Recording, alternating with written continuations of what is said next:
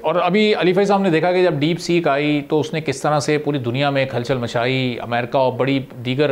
جو اے آئی کی اس وقت مارکیٹس ہیں ان کو بڑا ٹف ٹائم دیا. پھر علی بابا جو کہ ایک پرائیویٹ کمپنی ہے اس نے ڈیپ سیک کو بھی چیلنج کیا. تو یہ اس طرح کے چیلنج ہم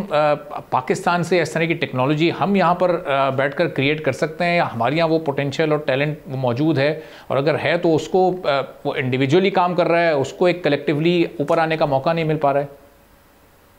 جی بالکل، ہمارے پاس ٹیلنٹ ہے، اور اگر آپ دنیا کی ٹاپ کی ٹیک کمپنیز اٹھائیں، گوگل، مائکروسافٹ، فیس بک، امیزون، ان کی ٹاپ کمپنی پر ٹاپ پوزیشن سے پاکستانی بھی ہیں. انڈین زیادہ خبروں میں آتا ہے کہ جو سی ای اوز ہیں، مگر اگر آپ ان سے ایک لیئر نیچے جائیں گے تو آپ کو کافی زیادہ پاکستانی ٹیلنٹ ملے گا جو ان کمپنیز میں کام کرتے ہیں، اور وہ وہی لوگ ہیں جنہوں نے پاکستان سے ایجوکیشن حاصل کی. اگر آپ بلاک چین کی فار ایگزامپل مثال لیں تو اس میں ڈاکٹر منیب علی لمس کے گریجویٹ ہے، آرمی پبلک اسکول کے پڑھے ہوئے، پنڈی سے تعلق ہے ان کا. He is a tech billionaire based in New York.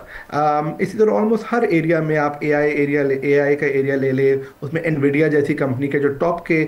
Executives ہیں، انجینئرز ہیں، سائنٹسٹ ہیں، وہ پاکستانی اوریجن کے لوگ ہیں جنہوں نے پاکستان سے تعلیم حاصل کی. سو اس میں you will see a lot of innovation coming from Pakistan. So I think ایک ایسا ایریا جس میں ہمیں آپٹمسٹک ہونا چاہیے. مجھے جو سب سے چیز پرومسنگ لگتی ہے کہ جب میں پاکستان کے ٹیئر 2 اور ٹیئر 3 سٹیز میں لوگوں سے انٹریکٹ کرتا ہوں، مجھے یہاں پہ بھی ایسے بچے ملتے ہیں جنہوں نے خود آن لائن ٹیکنالوجی سیکھی ہوتی ہے، سمجھی ہوتی ہے، and they are now working for companies in Saudi Arabia, in Germany, in UK. So there are a lot of success stories, and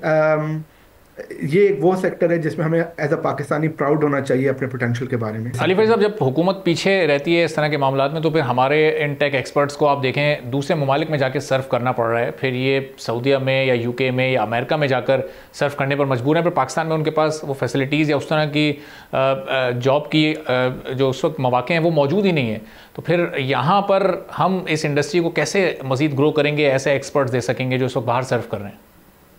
G, the reason کہ پاکستان کا اس میں پوٹینشیل ہے وہ یہی ہے کہ ٹیک ایک ایسی انڈسٹری ہے جس کے اندر باؤنڈریز جو ہے وہ اتنی امپورٹنٹ نہیں ہے. ایز لانگ ایز کہ میرے پاس ایک کمپیوٹر ہے، ایک انٹرنیٹ ہے اور بجلی ہے، ان تین چیزوں کی اگر میرے پاس ہو تو میں خود سیکھ کر اور خود گلوبل اس میں پارٹیسپیٹ کر سکتا ہوں. اس لیے دنیا کے 3rd لارجسٹ پارٹیسپینٹ آن فری لانس پلیٹفارم جو ہے وہ پاکستانی ہے. تو حکومت اگر یہ 3 چیزیں دے دے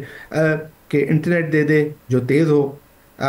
بجلی دے دے جو کہ آتی ہو، اور تیسرا کہ لوگوں کو فیسلٹی دے دے کہ وہ پارٹیسپیٹ کر سکے گلوبلی اس کنیکشن میں، تو people will do well. Issue یہ ہے کہ جو میں اس لیے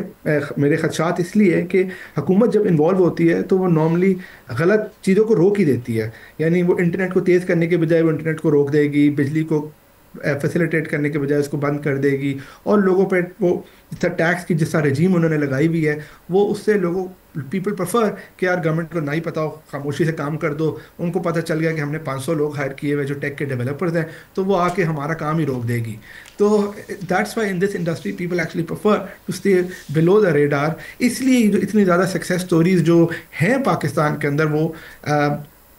میڈیا پہ یا پبلک اس میں نہیں آتے، کیونکہ لوگ ڈرتے ہیں کہ حکومت کو پتہ چل گیا تو وہ آ کے کام خراب ہی کر دے گی ہمارا. سبسکرائب کریں اور بیل دبائیں تاکہ کوئی خبر رہ نہ جائے.